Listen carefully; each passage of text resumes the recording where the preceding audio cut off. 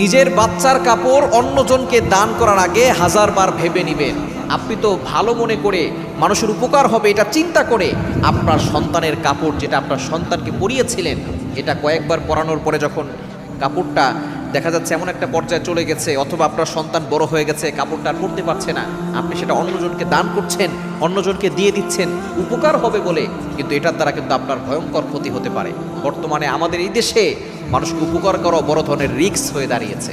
আপনি দেখা যাচ্ছে রাতের বেলা গাড়ি নিয়ে বের হয়েছেন, কেউ একজন আপনার কাছে হেল্প চাচ্ছে, আপনি তাকে হেল্প করতে গিয়ে আপনি কঠিন বড় বিপদে পড়ে যাবেন। এটাই হচ্ছে আমার সোনার বাংলাদেশ। সুতরাং আপনি আপনার সন্তানের যে কাপড় মানুষকে দিচ্ছেন, এর দ্বারা বড় ধরনের ক্ষতি হতে পারে। কিছুদিন আগে এক ছোট বাচ্চা অসুস্থতা সারে না, বারবার শুধু অসুস্থতা হয়, কোনো রোগ ধরা পড়ে না, শুধু কান্নাকাটি করে। শেষ পর্যন্ত দেখা গিয়েছে যে তার যে কাপড় অন্য কাউকে দান করেছে, সেই কাপড় নিয়ে একজন তার উপরে জাদু করেছে। বাচ্চাকে ক্ষতি করার জন্য